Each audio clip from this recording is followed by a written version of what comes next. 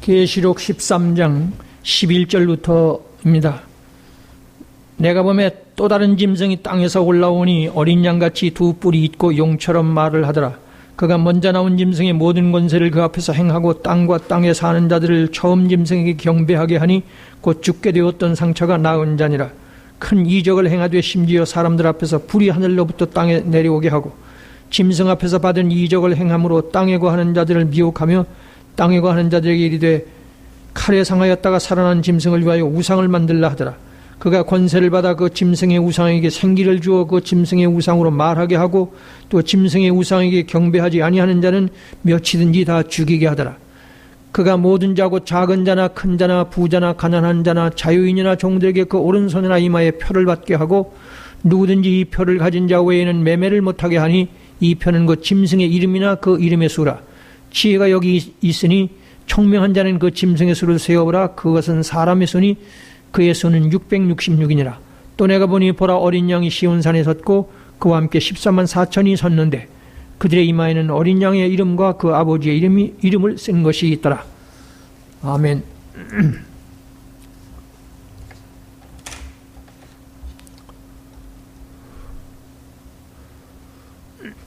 앞에 화면에서 보시는 것처럼 색계양 짐승, 미국으로 인류 역사는 끝이라는 말씀을 지난번에는 다니엘서를 가지고 말씀드렸습니다만 오늘은 계시록 13장 11절 18절 가지고 말씀드리겠습니다. 이제 지난번에도 제가 말씀을 드렸지만은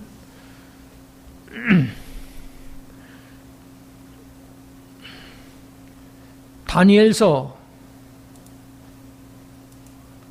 이 그림이 다니엘서 2장 31절부터 45절의 그림입니다. 느부갓네살 왕의 꿈을 꿨는데 그 꿈을 다니엘이 해석한 내용이 바로 잘 아시는 큰 신상입니다. 그런데 여기서도 다시 말씀드리지만은 이 큰 신상은 머리는 바벨론, 팔과 배까지는 페르시아, 그리고 넓적다리까지는 헬라, 그리고 종아리는 로마, 그리고 밑에는 오늘의 유럽 합중국입니다. 여기에 미국은 여기 나오질 않습니다. 왜 안 나오느냐 하면 다시 말씀드리지만은 미국은 유럽을 모태로 해서 태어난 나라죠. 다시 말하면 오늘의 전 세계를 지배하는 유럽의 문화 문명, 같은 서구 문명에 속하기 때문에, 즉 동일한 말세지 말의 적그리스도의 본체이기 때문에 유럽 합중국을 발로 말하지만 미국까지는 포함되지 않았다는 것 잊지 마시기 바랍니다. 지난번에도 말씀을 드렸습니다.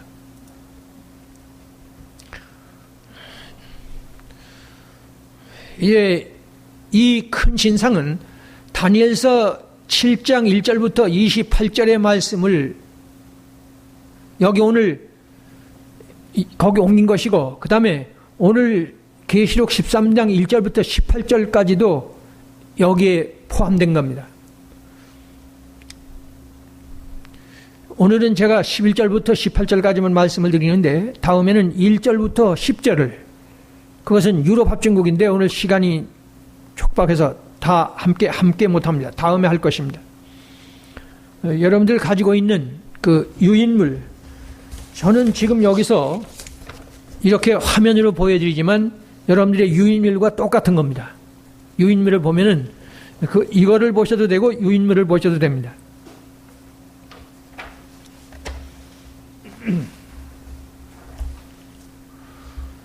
자, 11절을 보시겠습니다.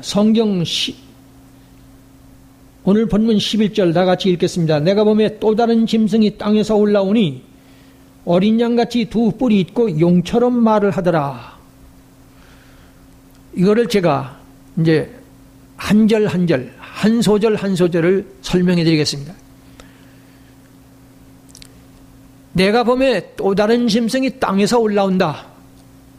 이건 13장 1절에 바다와 땅은 둘 다 죄악사성을 지칭하신 뜻입니다. 자, 다시 보시기 바랍니다. 여기 지금 내가 봄에 또 다른 짐승이 땅에서 올라온다고 그러는데 이것은 13장 1절에 7머리 10뿔 표범 곰 사자 이 짐승이 바다에서 올라온 것 같아요. 왜 그러냐 하면 계시록 12장을 찾으십시오.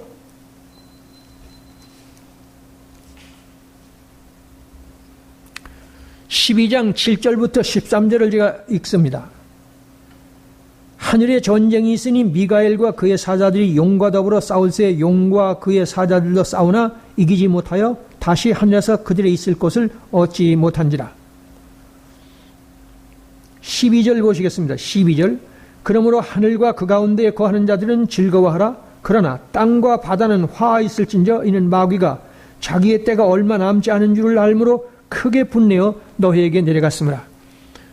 이제 이 말씀을 이해하시기 위해서 여기 지금 12장 여기 7절부터 12절은 하늘에 전쟁이 있다고 말씀합니다. 7절 보세요. 하늘에 전쟁이 있다고 말씀하죠. 이거 아주 많은 목사님들이 오해하는데 이건 다름이 아니라 이 전쟁은 1절부터 읽어보면 예수님이 십자가에서 승리했다는 얘기입니다. 예수님의 십자가는 에덴 동산에서 아담 하와가 범죄하고 난 다음에 인류 역사를 완전히 죄악으로 덮어버렸는데 그 죄악을 없이 하시기 위해서 제2의 아담이신 예수 그리스도가 십자가에서 이 사단의 세력을 소멸시키는, 그러니까 영적인 전쟁이 바로 십자가에서 끝났습니다. 그러니까 예수님이 승리하셨죠. 그런데 이 용이 땅으로 내쫓죠. 십자가에서 예수님에게 파멸당한 이 사단이 땅으로 내쫓겼어요. 그래서 여기 다시 한번 12절에 그러므로 하늘과 그 가운데 있는 자들은 즐거워하라.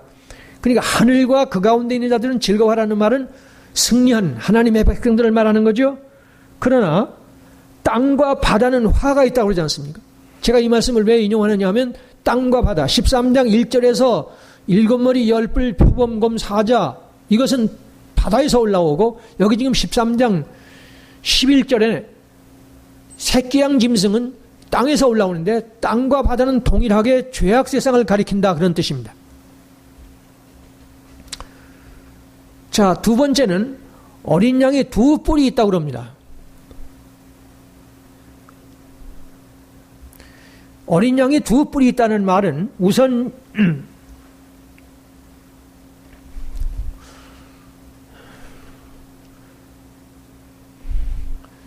13장 1, 2절 보시겠습니까? 13장 1, 2절. 이거 강의하는 내용이라서 정신 안 차리면 무슨 소리인지 잘 모릅니다.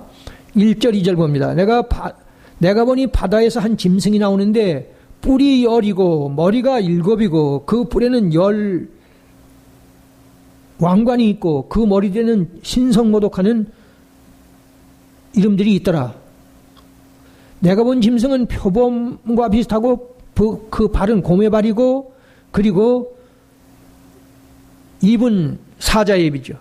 그러니까 제가 지금 무슨 말씀드리냐 하면 여기 지금 땅에서 올라오는 짐승은 바다에서 올라오는 짐승과 완전히 달라요. 왜냐하면 표범입니다. 이게 표범이고 곰이고 사자입니다. 거기다가 머리는 7이고 뿔은 10입니다. 이거 뭐 심각하게 이를 데 없잖아요. 근데 여기서는 지금 어린 양, 이 어린 양은 다시 말씀드리겠지만 바로 예수님을 상징한 겁니다. 예수님을 상징하고 있어요. 그러니까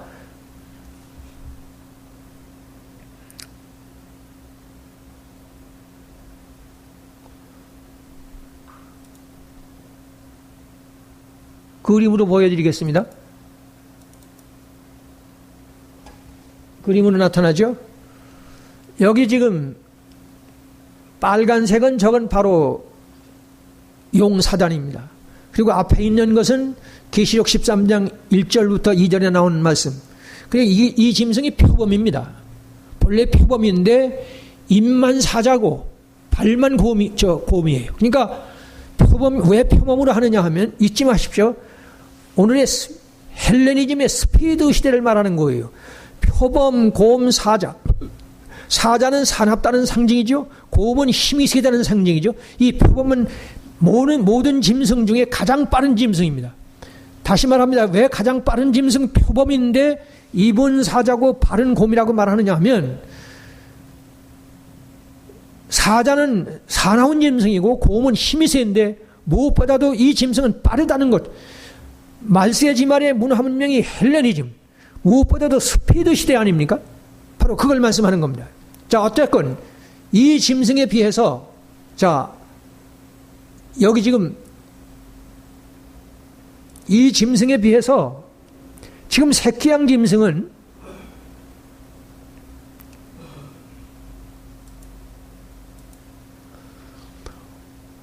여기 지금 어린 양이라고, 먼저 있는 새끼 양이라고 되어 있거든요. 여기는 어린 양으로는 노골적으로 그랬는데 이거 해석 좀 달리 해야 돼요. 여기다가 어린 양이라고 해도 말은 똑같습니다. 새끼 양이나 어린 양이나 똑같지만 먼저 번역에는 새끼 양으로 했는데 이건 어린 양이라고 그랬네요.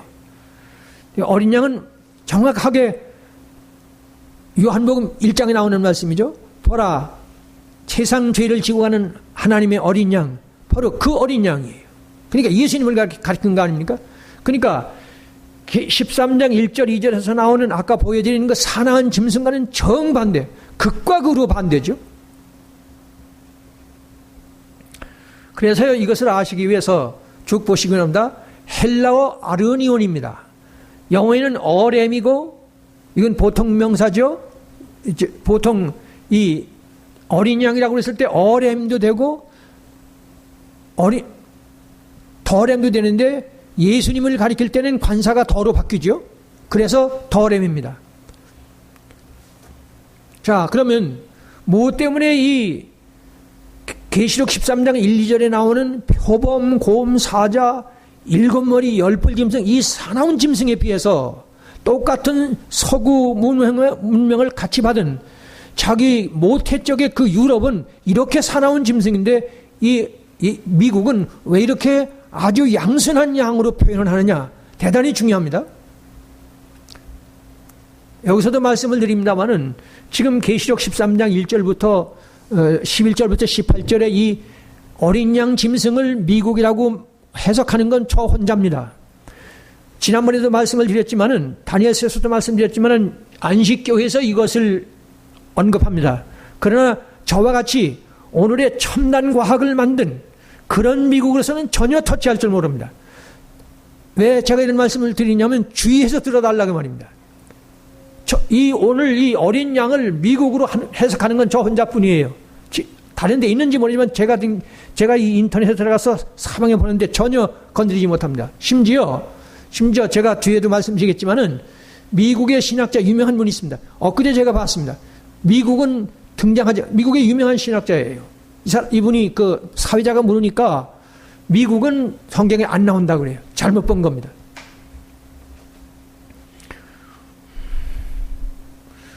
왜 그러냐 하면요, 오늘의 미국의 기독교 국가적 정체성을 말한 겁니다. 다시 말씀드릴게요. 오늘의 미국의 기독교 국가적 정체성을 말씀한 거예요. 다시 말하면 청교도 아시죠? 메이플라워 호를 타고 저 유럽 대륙에서 이 아메리카 대륙을 향해서 온 그 청교도들의 후손입니다. 물론 우리는 미국을 단순히 우리의 청교도 후손이라고 그러지만 사실은 그 유럽의 프랑스, 독일, 이태리 모두 다 식민지 하나라고 들어갔거든요. 이제 그 중에 대표적인 것이 우리 청교도들이죠. 어쨌건 오늘의 이 땡스기빙스 데이 그러죠. 이제 추수감사절. 미국은 그 다른 데서도 갔지만 이 청교도 후손이라는 말이 맞습니다. 현재도 전 세계 기독교 국가의 대표라고 할 수 있습니다. 그래서 어린 양으로 표현한 겁니다. 특히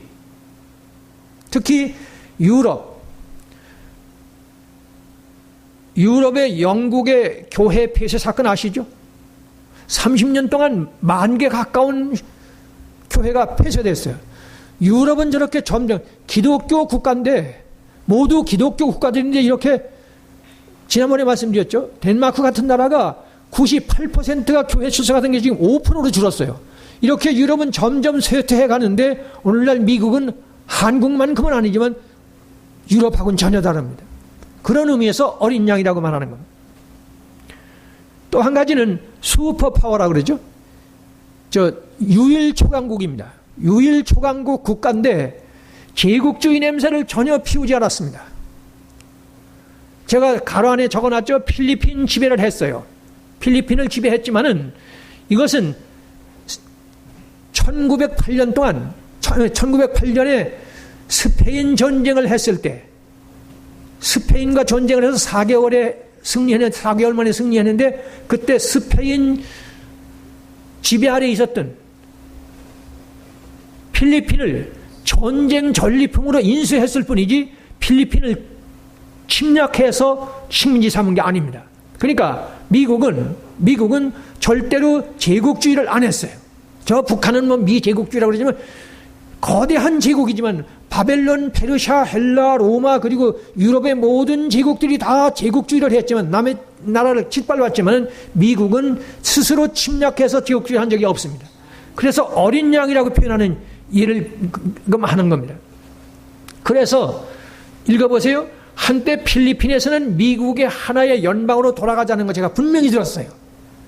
필리핀 사람, 전국의 사람들이 우리 옛날에 미국의 한 연방으로 들어가자, 한 주로 들어가자. 그만큼 다른 나라처럼 잠시 필리핀을 지배했지만은 미국은 그만큼 신임을 얻었단 말이죠. 우리가 지금 다시 우리 한국이 일본의 지배로 들어간다는 얘기 상상을 못하죠.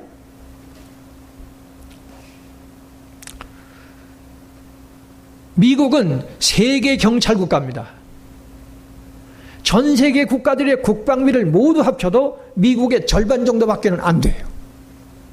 그렇게 강대한 나라인데 한 번도 남의 나라를 침략해서 식민지로 삼지 않았다. 그래서 여러분 아시겠지만은 자 여기 지금 이 11절 다시 읽으세요. 11절 시작. 내가 범에 또 다른 짐승이 땅에서 올라오니 어린 양같이 두 뿔이 있고 뭐라고요? 그 다음에 뭐라고 되어 있어요? 두 뿔이 있고 뭐처럼 말해요? 용처럼 말합니다. 용은 뭡니까? 12장 3절 하늘에 또 다른 이적이 보이니 보라 한 큰 붉은 용이 머리가 7이요. 바로 이 미국이 이렇게 선량한 국가고 식민지 지배를 안 하고 기독교 국가인데 분명하게 용처럼 말하더라고 말합니다. 이게 무슨 뜻일까요? 무슨 뜻이에요? 제가 뭐 여러 번 말씀드렸지만은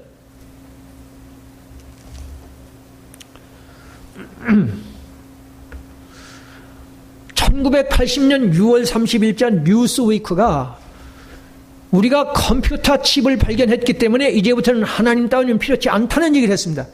그런 말을 영국의 이 과학자들도 그런 얘기를 했지만은 최초로 과학을 가지고 하나님이 필요 없다는 말은 미국이 최초로 합니다. 그 외에도 여러분 아시겠지만은 우주를 관측한 결과 탄생에는 신이 필요치 않다는 결론을 내렸다. 신의 영역에는 없다. 인간이 가보지 않은 곳이 있다.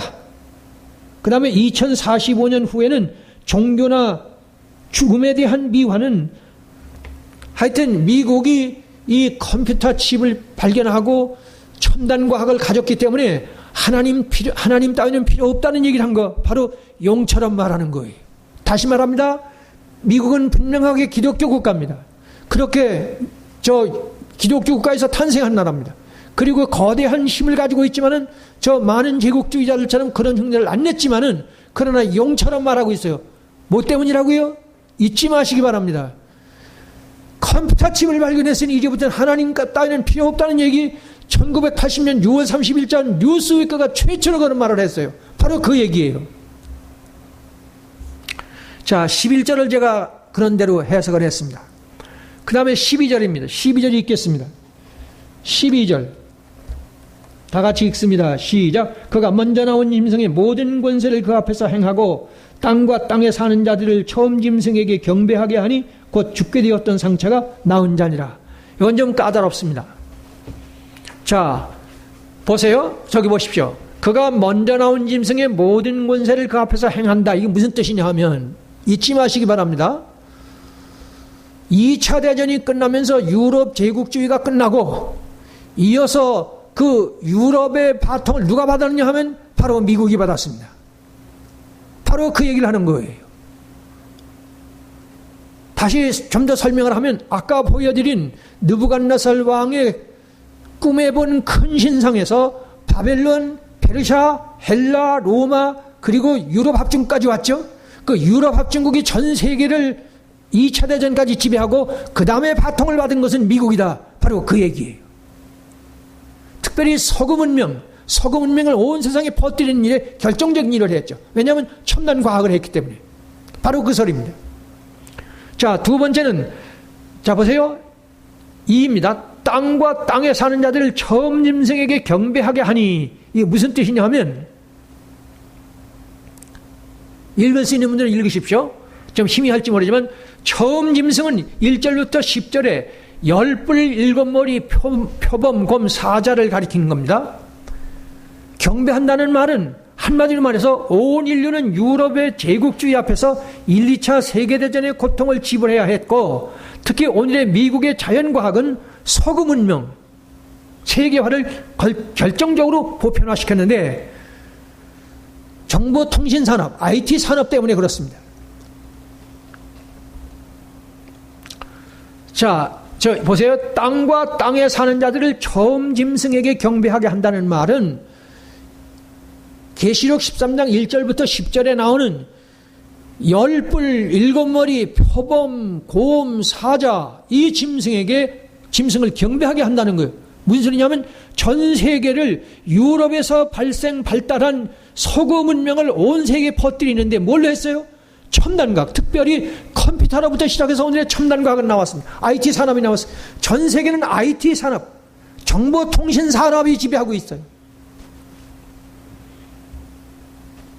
바로 그 소리입니다.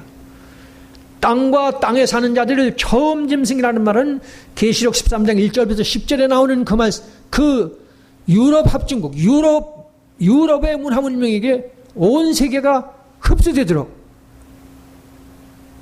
그 일을 미국이 했다, 그런 뜻입니다. 자, 그 다음에 세 번째입니다. 12절요. 12절에 보면은 땅에 사는 자들을 처음 짐승에게 경배하게 하니 곧 죽게 되었던 한번 해보세요. 죽게 되었던 상처가 나은 자니라. 네. 뭘 말하느냐 하면, 보세요. 죽게 되었던 상처가 나은 자라는 뜻은 13장 3절에 그의 머리 하나가 상하여 죽게 된 것 같더니와 동일한 말씀입니다. 13장 3절 한번 읽어보세요. 3절. 그의 머리 하나가 상하여 죽게 된 것 같더니 그 죽게 되었던 상처가 나음에 온 땅이 놀랍게 여겨 짐승을 따르고, 다시 보세요. 그의 머리 하나가 상하여 죽게 된 것 같더니 그 죽게 되었던 상처가 나음에 온 땅이 놀랍게 여겨 짐승을 따랐다는 거예요. 여기서 지금 죽게 되었던 상처가 나은 자,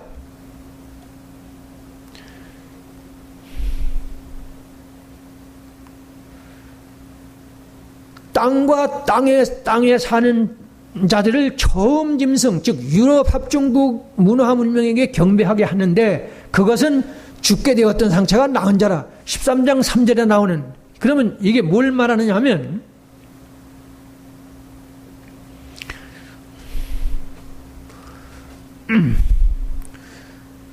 저 머리 하나는 12장 3절에 보라 한 큰 붉은 용이 있어 머리가 7이요 뿔이 10이라. 바로 그 말씀에서 온 말씀인데, 구체적으로 바벨론, 페르시아, 헬라, 로마, 애굽 제국들 중에 로마 제국을 가리킨 뜻입니다.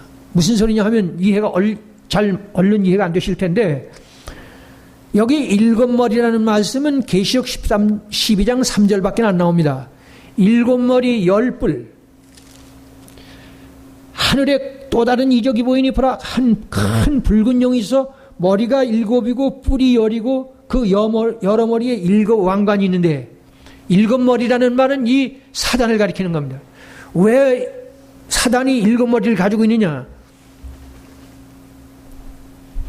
7을 흉내낸 겁니다.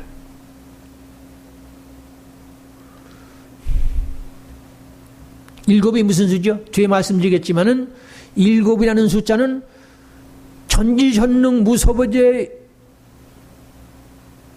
여호와 하나님의 본체이신 예수 그리스도를 가리키는 것이, 숫자로 가리키는 것이 인간은 많은 다른 문자를 가지고 있지만은 아라비아 숫자는 온 세계가 통일되어 있죠. 자, 다시 들으십시오.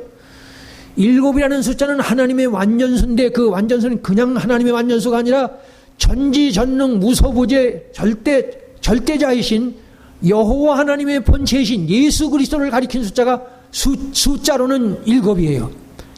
그런데 모든 인류가 각 민족마다 다른 언어를 가지고 있지만은 아라비아 숫자는 통일되어 있거든요. 7이라는 숫자가 하나님의 완전수를 가리키는데 모든 인류가 아라비아 숫자만은 똑같아요. 이거를 모르면 하나님의 완전수가 7이라는 걸 이해 못합니다. 그래서 여기 지금 이 용이 7머리를 가지고 있어요. 머리라는 건 우리 신체 중에 바로 머리죠. 아시죠? 이 머리 작은 눈입니까? 손에서 명령하는 대로 손발이 움직이고 모두 움직이지 않습니까? 머리가 7이라는 말은 하나님의 완전수를 흉내냈다는 뜻이에요. 7머리라는 말은 여기 계시록 12장 3절밖에 안 나옵니다. 그래서 7머리. 그런데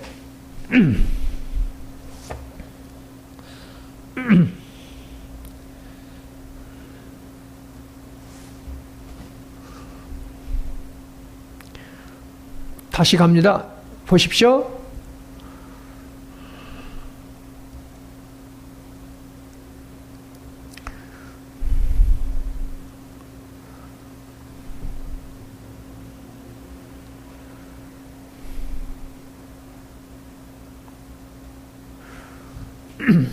바벨론, 페르시아, 헬라, 로마 그러면 넷밖에 아니지 않습니까?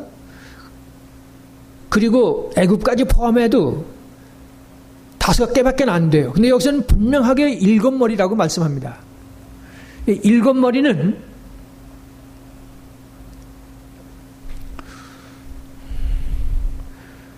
일곱 머리 중에, 그러니까 바벨론, 페르시아, 헬라, 로마, 애굽인데 이 로마가 다시 오늘의 유럽 합중국을 재생 로마라고 그럽니다.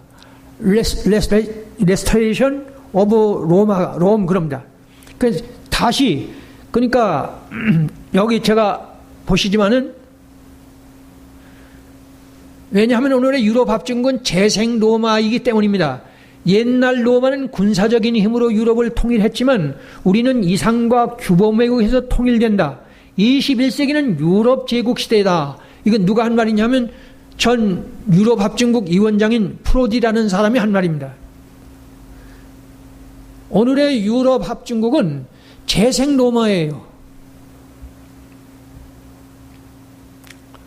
그래서 특히 오늘의 유럽 합중국은 유나이티드 스테이트 오브 유럽 그러죠.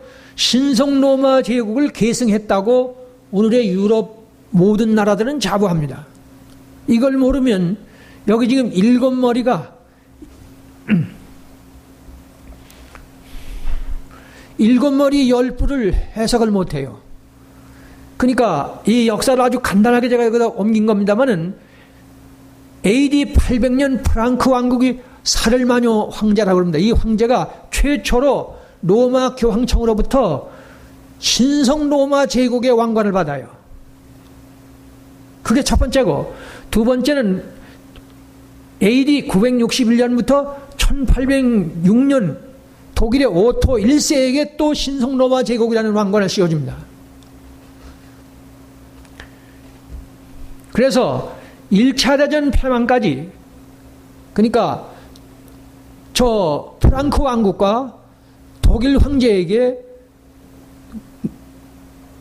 신성 로마 제국의 황제라는 관을 씌워준다고요. 그게 뭘 말하느냐 하면, 로마가 흩어져서 유럽 제국 됐지 않습니까?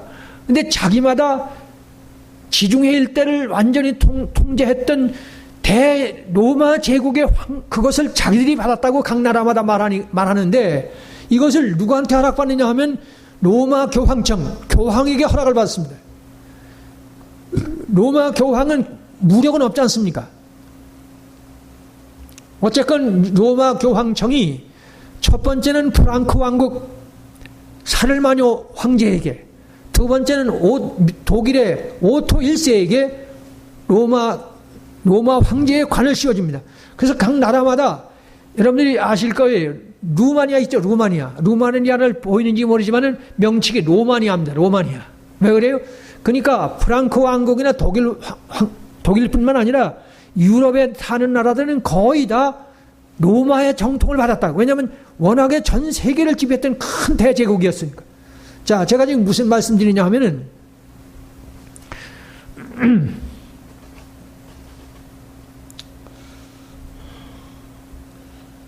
그가 먼저 나온 짐승의 모든 권세를 그 앞에서 행하고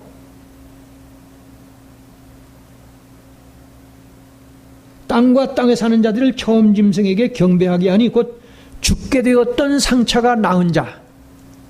오늘의 유럽 합중국은 바벨론, 페르시아, 헬라, 로마, 애굽, 그 중에 바벨론도 망하고 헬라도 망하고 페르시아도 망하고 로마도 망했지만, 그렇지만 모두 망했지만 로마는 재생됐다는 의미에서 여기서 지금 처음 죽게 되었던 상처가 나은 자라는 말, 제가 이 말이 오늘에서 잘 설명을 못합니다만 그런 겁니다. 죽게 되었다가 나은 상처는 계시록 13장 3절에도 나오고 여기 지금 12절에도 나오는데, 죽게 되었던 상처가 나은 자라는 말은 재생 로마라는 걸 모르면 계시록 해석 못합니다. 그래서 1453년 동로마 제국이 또 있었지 않습니까? 그러니까 유럽은 재생 로마예요. 바로 그것을 죽게 되었던 상처가 나은 자라고 되풀이 말하는 겁니다. 자, 이제 13절로 옵니다. 13절 읽으세요. 큰 이적을 행하되 심지어 사람들 앞에서 불이 하늘로부터 땅에 내려오게 했다고 합니다. 이게 대단히 중요합니다. 다시 보세요. 13절에 큰 이적을 행하되 심지어 사람들 앞에서 불이 하늘로부터 땅에 내려오게 했다는 거예요. 누가요? 미국이. 자, 왜 그런지 제가 설명했습니다. 자세히 보면 보일 거예요. 1. 우선 엘리야의 불일 수 없습니다. 열왕기상 18장 1절부터 38절에 엘리야가 이 우상 섬기는 사람들, 제사장들을 다 800명이나 죽이지 않습니까? 그때 하늘로부터 불이 내려오게 한 그거라고 모든 주석들이 다 그렇게 해석해요. 다 그렇게 해석합니다. 그럼 제가 묻고 싶은 것은 이 지금 사람들 앞에서 불이 내려오는데 하는 이 13절 말씀이, 이적을 행하되 심지어 사람들 앞에서 불이 하늘로부터 내려오게 한다는 말씀이 오늘 말세지 말의 교회를 향한 말씀입니까? BC 500년 내지 600년대 그때 엘리야 시대의 그때를 향한 말씀입니까? 이게 분명해야 돼요. 이 계시록은 어디까지나 말세지 말의 교회를 향해서 주신 말씀이지 BC 5, 600년경의 엘리야 시대의 그때를 향한 말씀이 아니니까 절대로 이 하늘로부터 불이 내려온다는 말씀은 그때 그 엘리야의 하늘로부터 우상 섬긴 사람들을 바알과 아세라 상을 섬기는 우상을 섬기는 그게 그 불이 전혀 아니라 그 말이에요. 다름 아닌, 보이시죠? 다름 아닌 미국의 자연과학인 인류 최초의 비행기, 1906년 라이트 형제가 의해서 발명됐죠. 이 비행기에 의해서 역시 인류 최초의 원자폭탄이 일본 나가사키 하늘에서 투하된 그것을 말합니다.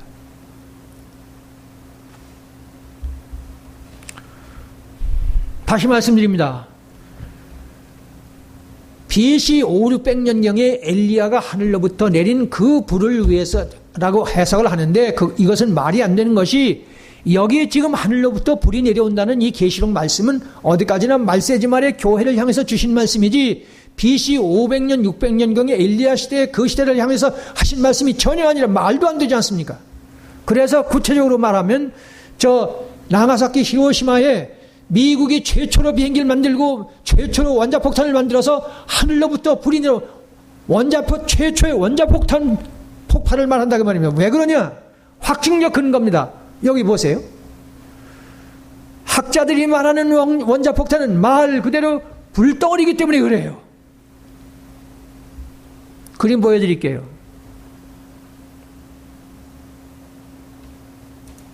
먼저 번에도 말씀드렸습니다.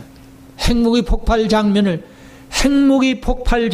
지금 말씀하고 있습니다. 핵폭발은 100만 문지 1초 내에 일어나고 지속시간은 200만 분의 1초에 불과하지만 이와 같이 극히 짧은 순간에 막대한 에너지, 불의 에너지죠. 방출되므로 수백만 도 이상의 가열된 공기는 급격히 팽창해서 폭풍이 되고 무서운 파괴 효과를 내게 됩니다. 자, 보세요. 자세히 보세요. 가열된 공기는 불덩어리를 형성해서, 불덩어리죠. 형성해서 고열의 열 복사선을 방출해서 연소 및 화상 효과를 냅니다. 20킬로톤의 표준 원자폭탄의 경우 100만 분의 1초 안에 6천만 도가 돼요. 6천만 도. 100만 분이 1.5초 후에는 5천만 도. 불덩어리의 지름이 1m가 되고 1만 분의 1초 내에 30만 도 불이 되고 불덩어리의 지름 13 내지 14m. 이것이 퍼지면서 태우고 파괴합니다.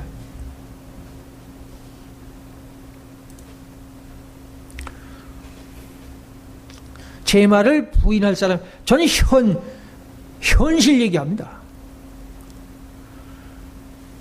제가 써놨습니다. 여기서 짚고 넘어갈 것. 현실을 외면한 성경 해석은 금물이라는 겁니다. 오늘의 핵무기는 인류와 지구를 70번 잿더미로 만들 수 있다는 겁니다. 물어봅시다.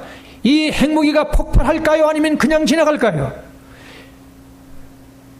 이런 것을 외면하고 성경을 해석하고 예언서 해석을 한단 말은 제가 강좌 때마다 말씀드렸지만은 이런 것을 놔둔 채 성경 해석, 예언서 해석을 한단 말은 이상하지 않습니까? 그래서 여기서도 또 말씀드리지만 오늘의 자연과학은 인류의 생사여탈권을 가지고 있습니다. 무슨 소리입니까? 생사여탈권. 이 지구를 하나님이 심판하시기 전에 핵이 터지면 인류는 완전히 멸절해요. 완전히 없앨 수 있죠. 그 다음에 여러 번 말씀드렸지만 오늘의 자연과학은 인간을 영생시켜요. 부활시켜요. 그리고요, 에너지 문제, 식량 문제 다 해결합니다. 그리고 얼마나 편리한지 아시죠? 지상낙원을 만들 수 있어요. 인간을 부활 영생시키는가 하면 이 지구를 지상낙원을 만들 수 있고 동시에 이 지구를 완전히 파멸시킬 수 있어요. 그러니까 생사여탈권을 가지고 있다고요. 지금 원자폭탄이 하늘로부터 불이 내려오게 한다. 큰 이적을 행하되 심지어 사람들 앞에서 불이 하늘로부터 내려온다는 말을 오늘의 핵무기를 말한다는 말은 완전히 현실과 일치되는 해석입니다. 다음은 14절 봅니다. 짐승 앞에서 받은 바 이적을 행함으로 땅에 거하는 자들을 미혹하며 땅에 거하는 자들에게 이르기를 칼에 상하였다가 살아난 짐승을 위하여 우상을 만들라 하더라.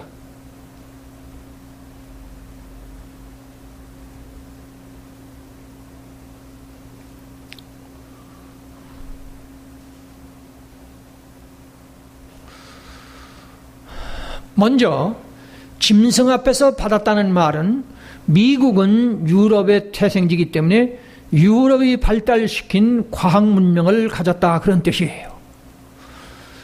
그 다음에 이적을 행함으로 땅에 거하는 자들을 미혹하며 땅에 거하는 자들에게 이르기를 칼에 상하였다가 살아난 짐승을 위하여. 아까 말씀드렸죠? 재생로마입니다. 즉 계시록 13장 1절부터 10절의 유럽 합중국, 7머리 10뿔 표범 곰 사자, 바로 그 짐승을 말하는 겁니다. 칼에 상하였다가 살아난 짐승을 위하여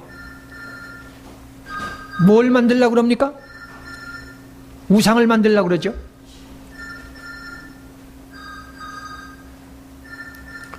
우상을 만들려고 그래요.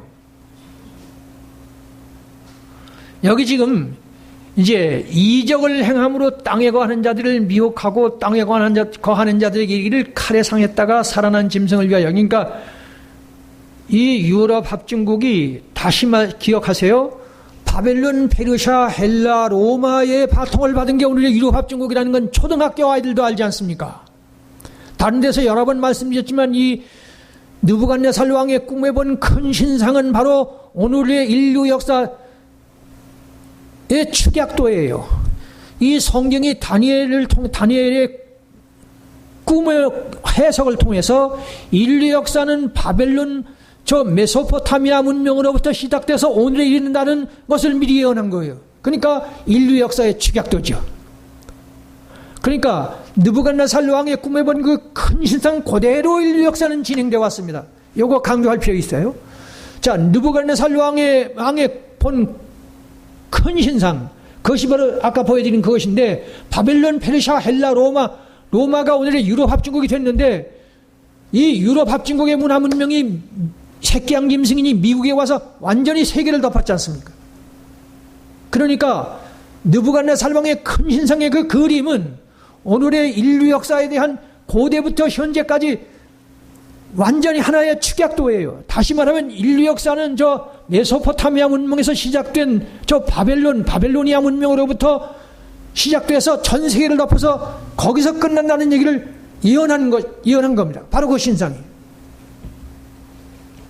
자, 그런데 여기 지금 이적을 행함으로 땅에 거하는 자들을 미혹하며 땅에 거하는 이르기를 칼에 상하였다가 살아난 짐승이 누구라고요?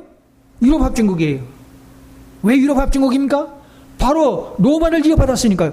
바벨론, 페르시아, 헬라, 로마, 바벨론 문명 거기서부터 저 메소포타미아 문명을 이어받은 게 오늘의 유럽 합중국인데, 그 유럽 합중국의 문명을 미국이 받았죠. 성령이 아니시면 제 얘기를 이야기가 좀 어려우실 겁니다. 성령께서 언젠가 제 이야기가, 제가 그렇게 믿어요. 믿지 않을 분은 그만두세요. 그러나 끝내 그렇게 됩니다. 온 세계에 전파됩니다. 왜냐하면 제가 문자적으로 맞추니까. 근데 제가 여기서 또 지나가면서 말하고 싶은 것이, 이렇게 제가 문자적인 해석을 하는데 왜 사람들이 귀를 안 기울이는지. 성경에 다시 예언자는 혼자라고 되어 있습니다. 그리고 입에는 달지만 배에는 쓰다고 되어 있어요. 그래서 여기 이적을 행한다는 게 중요합니다. 자, 보세요. 거짓 선자의 이적, 곧 성령의 역사 흉내가 아닙니다. 자, 여기 다시 보세요. 여기 지금 1. 짐승 앞에서 받는다 이적을 행해서 땅에 거하는 자들 하여금 처음 짐승에게 경배하게 한다. 그런데 이 이적이 얼른 생각해. 그래서요, 뒤에도 말씀드리겠지만은 모든 주석이 다, 모든 사람들이 다 미국으로 해석하지 못하고 계시록 13장 1절부터 18절, 11절부터 18절에 이 새끼양 짐승, 어린 양 짐승을, 이거를 거짓 선지자라고 해석을 한다고요. 제가 주석 대부분 다 가지고 있잖아요. 미국이라고는 꿈에도 생각 안 해요. 모두 다 거짓 선지자라고 그래요. 누구든지 1000명이라도 오십시오. 터무니없는 해석이에요. 이 이적은 절대로 거짓 이 문선면, 박태선, 이만희 이런 사람들이 병이나 그런 이적이 전혀 말도 안 되는 소리예요. 이거는 왜 그러냐 하면, 이적은 우선 헬라어 원어로 세메이온으로 표적과 기적, 즉 미라클이 아닌 테라스입니다. 테라스는 미라클이라는 뜻도 되지만 경이롭다는 뜻이에요. 경이롭다는, 경탄한다는 뜻입니다. 영어에서 wonder, 그리고 marvel.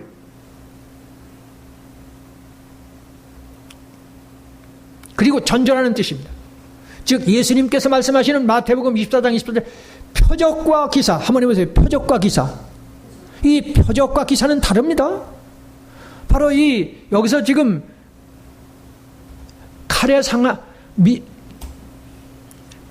이적을 행함으로 땅에 거하는 자들 미혹하고, 땅에 거하는 자들 미혹하는데, 여기 지금 이적이라는 말을 제가 해석을 하고 있잖아요. 이적을 잘못 해석하면 안 돼요. 미국이 거짓 선지자가 아닙니다. 문선명, 박태선, 이만희 같은 그런 거짓 선지자가 전혀 아니.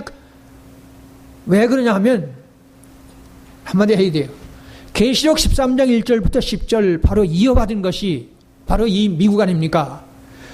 미국이 모태적 고향이 저 유럽이라는 건 초등학교 3살짜리도 알지 않습니까? 그런데 저거는 유럽 합중국이라고 말하면서, 하긴 저 안식교파에서는 그걸 교황청이라고 그래요.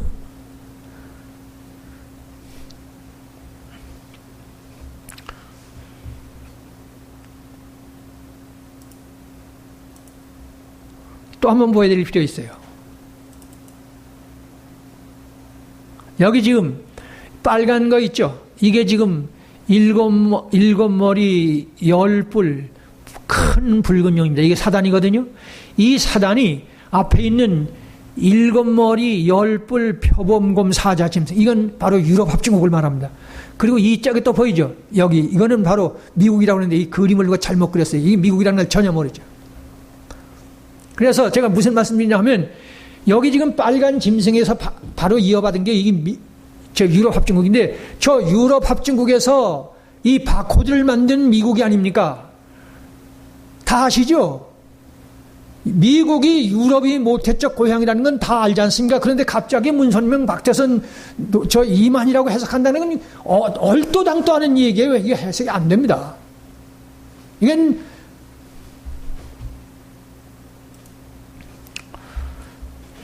천당 가고 싶지 않은 사람들은 제 얘기가 재미가 없습니다.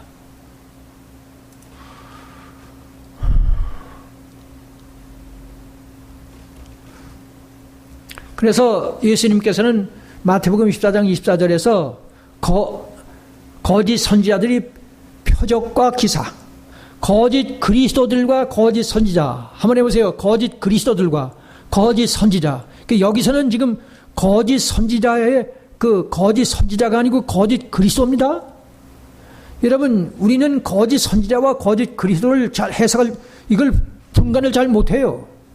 지금 다시 말하면 적그리스도가 뭔지, 오히려 유럽 합중국과 미국이 이 세속 권력이나 세속 이것을 쥐고 있는 이 유럽 합중국, 미국, 지금 저 중국, 그리고 러시아, 이 이슬람 세력, 현실을 지배하고 있는 세력이 바벨론, 페르시아, 헬라, 로마를 이어받은 세력이 적그리스도라는 걸 아직 모른다고요.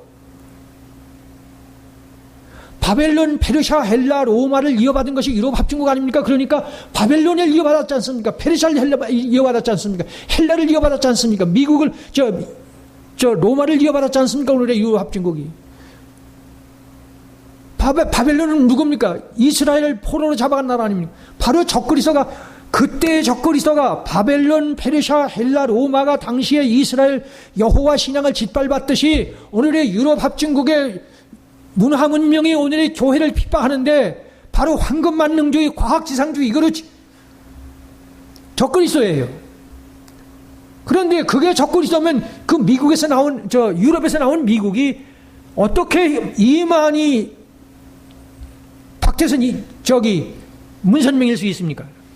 제가 지금 뭔 말씀드리냐면 여기 이적을 행하는데, 이적을 행함으로 하는데 이 이적이 절대로 적그리스도의 병 고치고 환상 보고 예언하는 그런 이적이 전혀 아니고 바로 오늘의 기적, 표적, 기적, 이적 같은 고도의 첨단 과학을 미국이 만들었다, 그런 뜻이에요.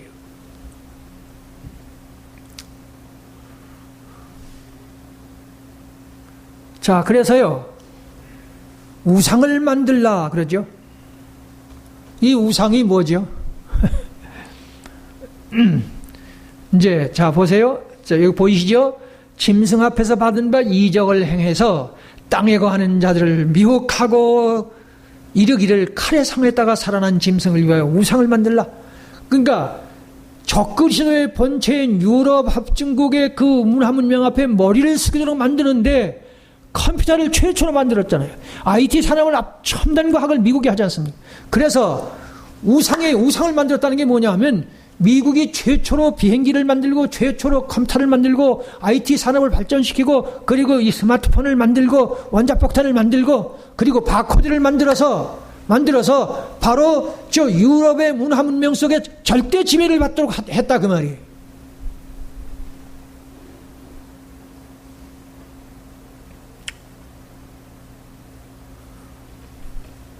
이런 지금 여기 보세요.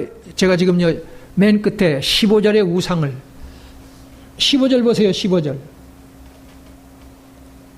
그가 권세를 받아 그 짐승의 우상에게 생기를 주어 그 짐승의 우상으로 뭘 하게 해요? 말하게 하죠. 또 짐승의 우상에게 경배하지 하지 않는 자는 몇이든지 다 죽이게 하더라.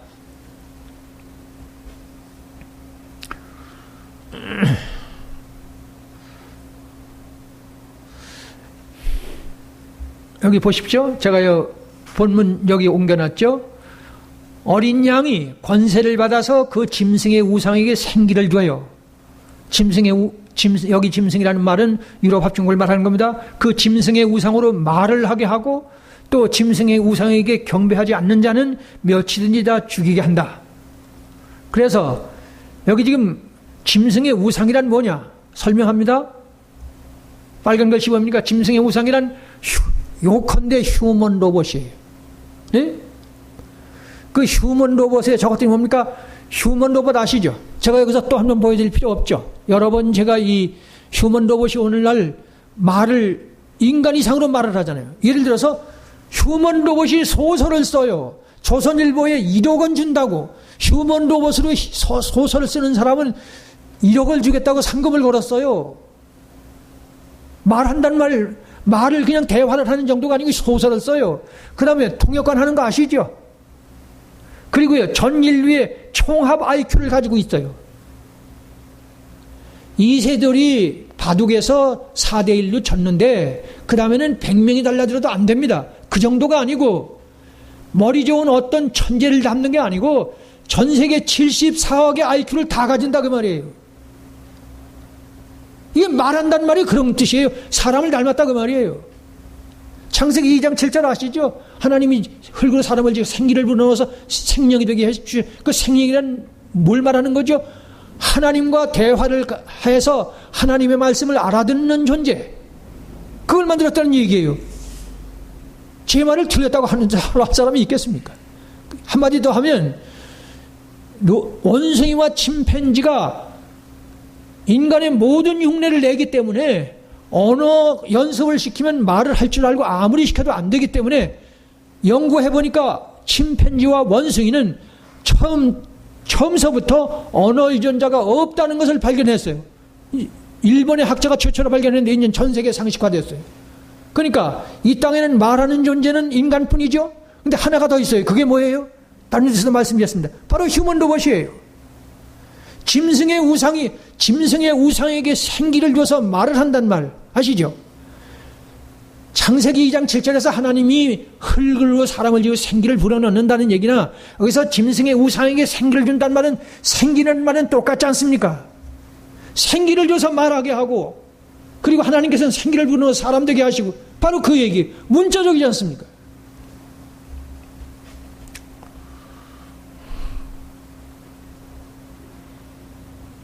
그리고요, 짐승의 표현이 뒤에 말씀드리겠지만은 바코드도요, 컴퓨터가 없으면 소용없어요. 무용지물이. 못 써먹어요. 자, 그 다음에요, 경배하지 않는 자는 몇이든지 다 죽이게 하더라. 보이시죠? 한때 미소 냉전 시대에서 컴퓨터 오작동으로 핵무기 전쟁 폭발할 뻔한 기회가 꽤 여러 번 있었다는 걸 제가 뉴스에서 봤습니다. 오작동 한다고요. 여러분 요새 자동차 급발진 아시죠? 그전에는 안 그래도 요새는 이 자동차 엔진에 이 컴퓨터가 하는 일이 많아요. 오작동하면 갑자기 악셀에다 밟지 않는데 그냥 직진하는 거예요. 그러고는 하나의 조그만 사고지만 이 모든 핵무기가 뭐에 달려있느냐? 컴퓨터가 모두 작동돼. 그 오작동하면 폭발하는 거예요. 그래 인류의 운명이 그 컴퓨터 위에서 인류가 멸절할 수 있다. 그러니까 경배하지 않는 자는 다 죽이죠. 무엇보다 오늘의 글로벌 시스템 사회구조, 말을 좀 줄여했습니다만 글로벌 시스템의 사회구조는 전적으로 컴퓨터에 의존하고 있다는 것. 비행기 오작동되면 어떻게 하면 떨어지죠. 아시죠? 그 다음에 아파트 생활 속에 전기와 수돗물까지도 뭐가 움직이죠? 컴퓨터가 움직이잖아요. 맞죠? 자동차 급발진 앞에서 말씀드렸죠. 자, 다시 보세요. 또 짐승의 우상에게 경배하지 않는 자는 몇인데 다 죽이게 하더라. 이 컴퓨터가 전체 인류의 운명을 쥐고 있어요. 이게 그 소리예요. 문자적이죠. 그 다음에 16절 읽으세요. 16절 시작. 그가 모든 자고 작은 자나 큰 자나 부자나 가난한 자나 자유인이나 종들에게 그 오른손이나 이마에 표를 받게 하고, 그렇죠? 누구든지 이 표를 가진 자 외에는 매매를 못하게 하는 이 표는 짐승의 이름이나 그 이름의 수라. 지혜가 여기 있으니 총명 있는 자는 그 짐승의 수를 세어보라. 그것은 사람의 수니 그의 수는 666이니라. 여러분 이거 지금요 이 얘기부터 들으세요. 지금 이 계시록 13장 11절부터 18절에 미국이, 잘 들으세요, 비행기 만들었죠. 컴퓨터 만들었죠. 원자폭탄도 미국이 만들었죠. 바코드도 미국이 만들었어요.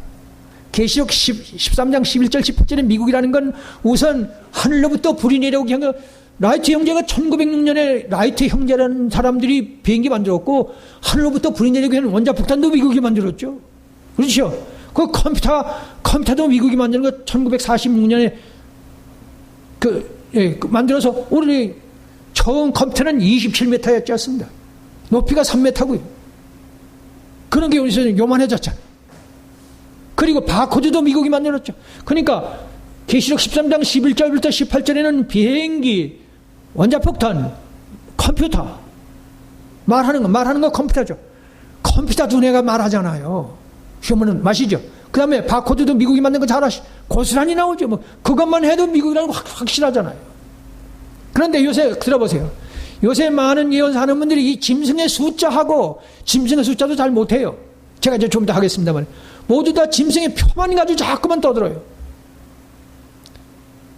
성경에 지금 계시록이 거의 덮여 있습니다. 예언사 마찬가지고, 미안하지만 창세기도 반밖에는 해석이 안 돼 있어요.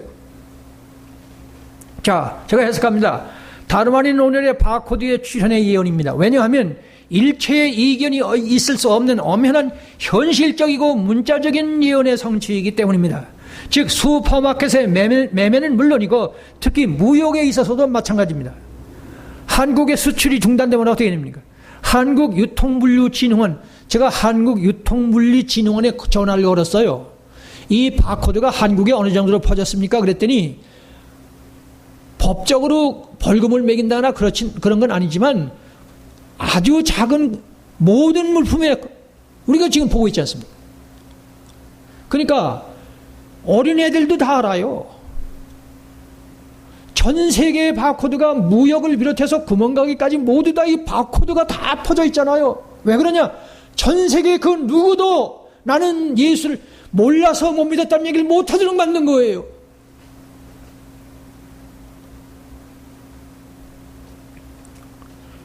우선 2000년 전에 오늘의 바코드가 문자적 예언에서 분단, 오늘의 세계 그 어떤 인간도 핑계하지 못하리라. 로마서 1장 20절 보세요. 창세로부터 그의 보이지 아니하는 것들 곧 그의 영원하신 능력과 신성이 그 만드신 만물에 분명히 보여 알려졌나니 그러므로 핑계치 못할지니라. 천지만물을 가만히 생각하면요, 인간의 과학이 아무리 발달해도요 어림도 없어요. 공기 없으면 죽어요. 햇빛이 없으면 죽지 않습니까? 창세로부터 그의 보이지 아니하는 것들, 그의 영원하신 능력, 그리고 그 신성이 그가 만드신 만물에 분명히 보여 알게. 그러므로 모든 인간은 하나님 앞에서 하나님을 몰라서 못 믿었다는 말은 못하게 핑계치 못할지니라. 이 말씀은 오늘의 바코드에 적용되어야 돼요. 자, 제가 지금 그 다음에 표입니다. 짐승의 표. 앞에서 짐승의 우상 제가 얘기했죠. 짐승의 우상, 짐승의 이름, 짐승의 표, 짐승의 수, 네 가지를 알아야 합니다. 다름 아닌 오늘 전 세계 국제 상품 코드로 활용되고 있는 EAN, 유로피안 알티클 넘버링입니다. 곧 유럽 합중국 상품 코드를 가리키는 뜻입니다. EAN 아시죠? 모든 상품마다 이 바코드가 찍혀 있습니다. 그런데 이 바코드가 굉장히 많습니다. 한 몇십 가지 되는데 그 중에 EAN, 우리 바코드는 칸이라고 그래요. 이 유럽 합중국의 상품 코드입니다. 우선 아세요. 그러니까 계시록 13장 1절부터 10절이 말씀하는 열뿔 일곱머리 표범곰 사자의 상품 코드가 오늘의 전 세계에 쓰이고 있다 그 말입니다.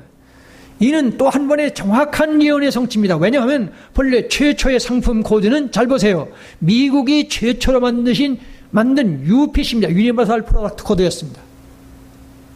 그 다음에 IAN으로 또 불렸거든요. IAN, 인터내셔널 알티클 넘버링. 그 다음에 WPC로도 월드 프로덕트 코드로 쓰인 적이 있습니다.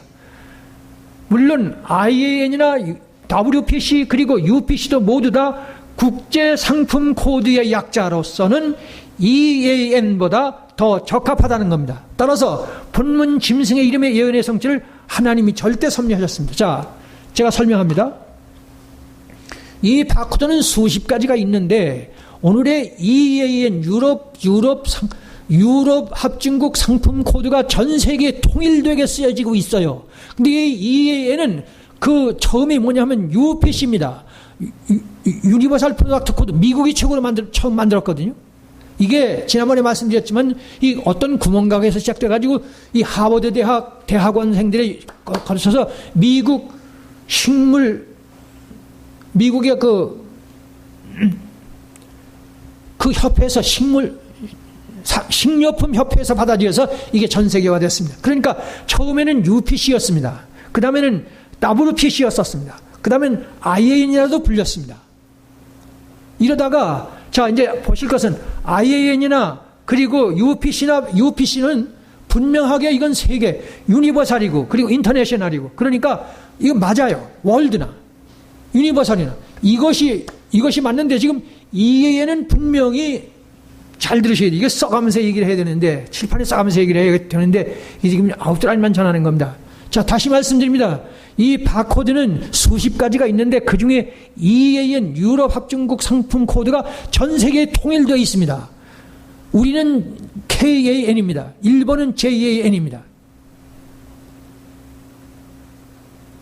그러니까 UPC나 IAN이나 WPC가 다 없어지고 최초로 만들어진 UPC가 전 세계를 지배해야 되는데 유럽 합중국 상품 코드가 전 세계를 지배하고 있다고요. 지금 제가 뭘 얘기하는 겁니까?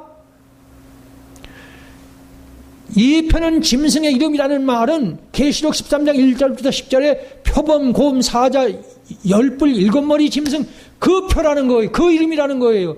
오늘의 IAN을 전 세계가 쓰고 있는데 이 상품 코드가 들어가 있는 게 여기도 들어가 있는데 이것을 전 세계가 쓰고 있다고요.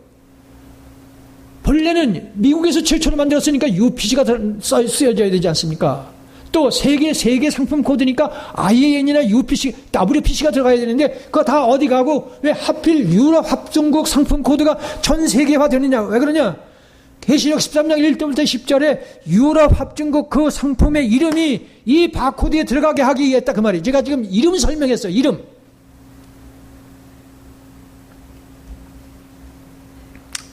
그 다음에 세 번째입니다. 666 잘 알았죠? 제가 지금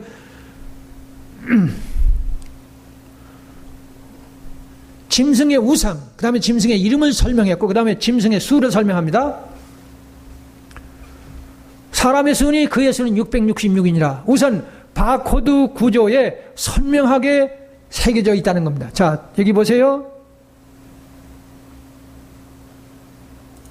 여기 보십시오. 이게 지금 바코드죠.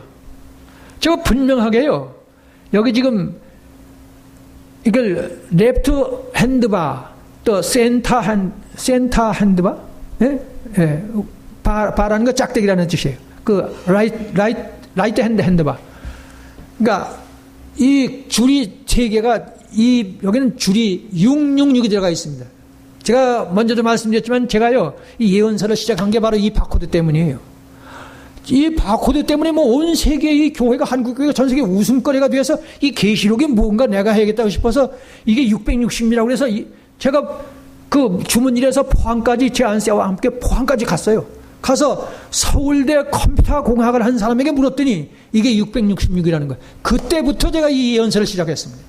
여기 분명하게 666이 들어가 있어요. 짐승의 수입니다. 짐승의 수예요. 짐승 같은 인간의 수예요. 정상적인 하나님의 모양과 형상을 닮은 인간이 아니라 짐승 같은 인간의 수라고 적그리스도의 숫자를 말하는 거예요. 꼼짝 못하게 만들어놨어요. 그 누구도 핑계하지 못하게 만들었습니다.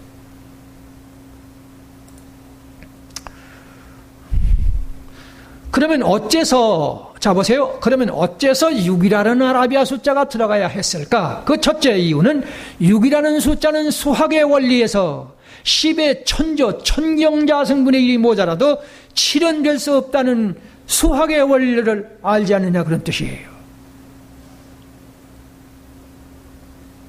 이거 가지고는 이해가 안 되죠. 둘째는요. 둘째는 둘째는 일곱이라는 숫자는 전지전능 무소부재 여호와 하나님의 완전하심을 상징하는 숫자라는 것을 알라는 뜻입니다. 일곱은 하나님의 완전수라는 것. 다시 한번 보셔야 합니다. 자, 첫째, 창세기 2장 1절 3절. 시간이 가기 때문에요. 시간이 가기 때문에 줄입니다. 창세기 2장 1절에 일곱째 날에 안식하셨다는 그 일곱입니다. 일곱째 날에. 두 번째는 7년마다 한 번씩 안식년이 있었다는 것. 바로 그겁니다. 그 다음에 여러 번 얘기했으니까 시간 때문에 줄입니다. 이삭의 브엘세바가 일곱은 물이라는 뜻입니다. 이삭은 일곱은 물입니다. 놀랍죠? 이삭은 바로 예수님의 그림자 아닙니까? 창세기 22장 1절부터 18절에 바로 칼에 죽을 뻔한 고스란히 순종한 이삭. 이삭의 브엘세바입니다. 넷째, 계시록에는 일곱이 전제된 7이라는 숫자가 51번인가 나오는데 여기만 666이 나옵니다. 다섯 번째, 스가랴 3장 9절에는 한돌의 일곱 년, 바로 예수 그리스도를 말합니다. 그러니까 완전수가 맞죠? 예수 그리스도를 직접 얘기하니까.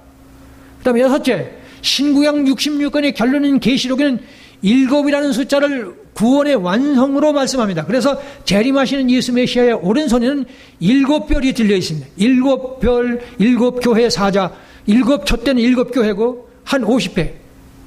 자, 그 다음에 또 있습니다. 일곱 번째, 저 일곱이 완전수라는 증거는 오늘날 치료제도, 월화수목금토 하시죠? 그게 전 세계에 퍼졌어요. 이 오늘의 치료제도가 어디서 왔죠? 창세기 2장 1절부터 3절 거기서 나오는 거예요. 여덟 번째, 이스라엘의 바벨론 포로가 70년으로 끝났습니다. 메시아 탄생 70년 만에 이스라엘이 완전히 망했습니다. 70일에 하시죠. 70일에. 마찬가지예요. 아홉 번째, 가인의 후손 라멕이 오늘의 자연과 학을 만들었습니다. 열 번째는 여기 지금 7, 수하부임, 쉬부임, 네우타크는 이 7에 70이 확정됐다는 뜻입니다.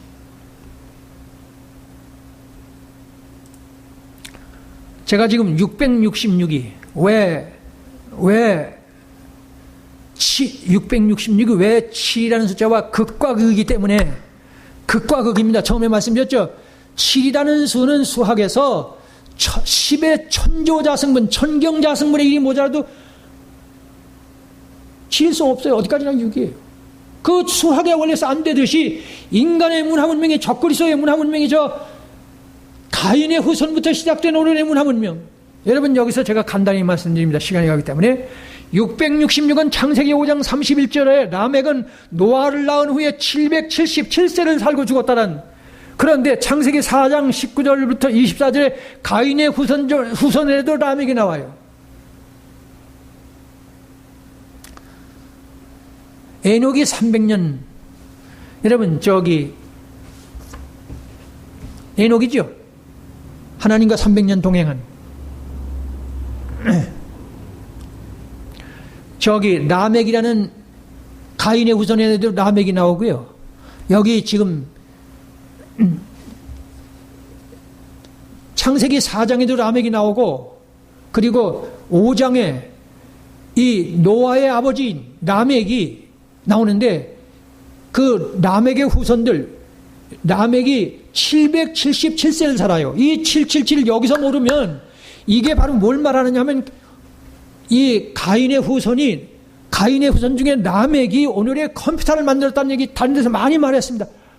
나타시 헤렛이라는 말은 오늘의 기계 문명의 고도로 발달해서 그것이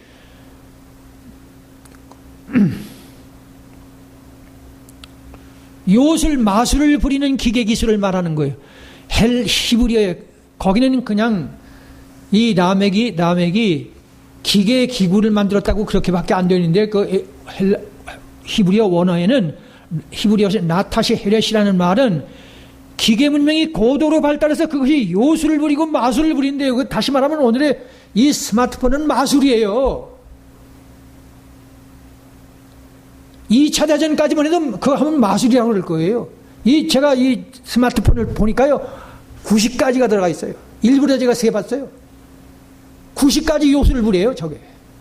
바로 그것이 창세기 4장 19절 이하에 가인의 후손 라멕이 라멕이 오늘의 문화문명을 만들었는데 창세기 5장 31절에는 노아의 아버지인 라멕이, 똑같은 라멕이죠. 이 라멕은 777세를 살고 죽었다고 그래요. 뭘 얘기하는 겁니까? 바로 여기 666의 정반대. 다시 말하면 가인이 현대 문명을 만들고 있었는데 이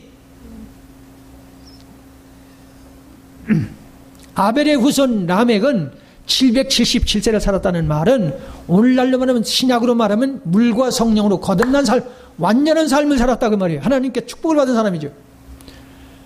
다시 말합니다. 666을 해석하기 위해서 창세기 5장 31절에 라멕이 777세를 살고 4장 19절에 가인의 후손 라멕이 오늘의 현대 문명 첨단 과학을 시작했다는 이걸 모르면 666은 해석 불가능입니다.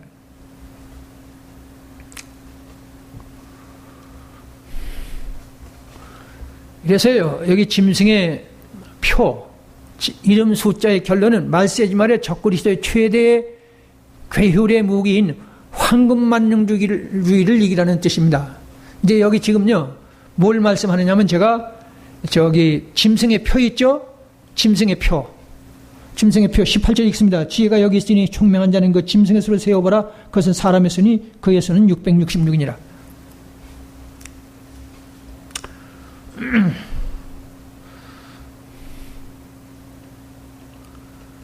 짐승의 벨이 집은 단순한 짐승의 표현이고 그가 받으면 지옥 가느냐?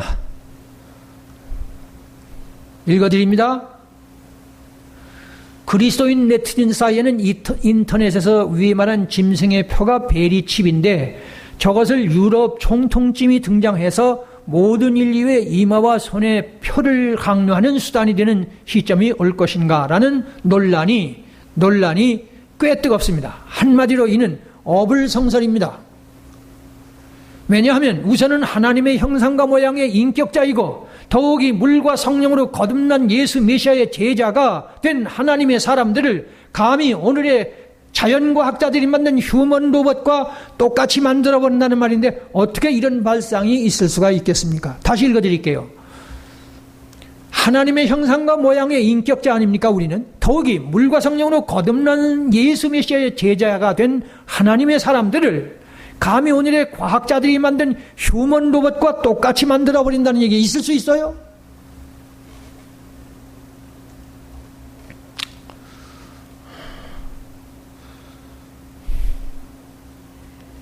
어떻게 이런 발상이 있을 수 있다는 것인지, 아니 인간의 제품 휴먼 로봇을 인간이 다스릴 수 있을런지도 의문을 가지는 판인데 전지전능 무소부재의 하나님의 형상을 닮은 인간, 더욱이 하나님의 본체께서 십자가라는 끔찍하고 무서운 죽음의 고통을 지불하고서 재창조하신 참 하나님의 사람의 성령의 사람을 적그리스도가 감히 로봇처럼 제 마음대로 조정하는 기계적 노예로 만들 수 있다는 말이냐?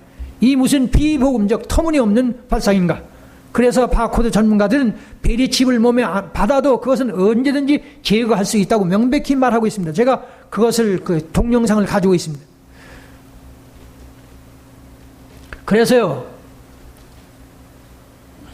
오늘의 교회는요, 오늘의 이 영적인 이 교회를 어지럽히는 건 돈이거든요. 베리칩은 황금만능주의를 이기라는 뜻이에요. 짐승의 편은 마지막 때에는 황금만능주의가 지배하는데 그 황금만능주의를 이기는 표예요. 그래서 나는 구원받은 사람이냐 아니냐를 확인하려면 방법은 내가 황금만능주의, 나는 삶의 현실에서 얼마나 예수의 제자다운가, 즉 마태복음 10장 9절 10절에 합당한 삶을 사느냐. 너희 전대에 금이나 은이나 동이나 신이나 지팡이나 두 버릇이나 가지지 말라. 일꾼이 젖먹을 것 받는 것이 마땅하다. 예수님이 마태복음 10장 예수님의 12제자 훈련장 아닙니까? 다른 모든 말씀을 하기 전에 제일 먼저 경제를 이기라고 말합니다. 너희는 병든 자를 고치고 죽은 자를 살리고 귀신을 쫓아내고 문둥이를 깨끗하게 하고, 그러나 너희가 거저받았으니 거저줘라. 너희 전대에 금이나 은이나 동이나 가지지 말고 두 벌 옷이나 신이나 지팡이를 가지지 말라. 왜 그러냐? 일꾼이 젖먹을 것 받는 것이 마땅함이니라. 구멍가게 하는 사람도, 길가에 얻어먹고 다니는 사람도 하루 움직이면 일당이 들어갑니다. 이 복음을 책임진 사람들에게 하나님께서 일용할 양식을 안 주시겠느냐. 이 말씀에서 일체 부끄러움이 없는 그 사람이 하나님의 짐승의 표를 안 받은 사람입니다. 그래서요, 짐승의 표, 마지막 해석입니다. 마지막으로 말씀 마칩니다. 계시록 14장 1절 읽으세요. 1절 시작. 또 내가 보니 어린 양이 시온산에 섰고 그와 함께 14만 4천이 서 있는데 그들의 이마에는 어린 양의 이름과 그 아버지의 이름을 쓴 것이 있더라. 한번 해보세요. 그 이마에 어린 양의 이름과 그 아버지의 이름을 쓴 것이 있다. 누가요? 14만 4천이. 그 사람들이 어디 서 있다요?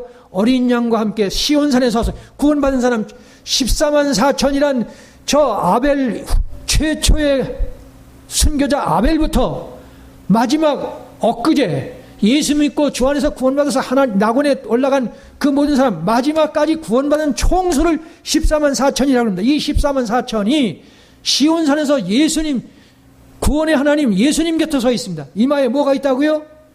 어린 양의 이름과 뭐요? 아버지의 이름이 쓰였다. 뭘 말하느냐? 간단히 말해서 오늘의 사도신경을 전혀 의심 없이 믿어야 합니다.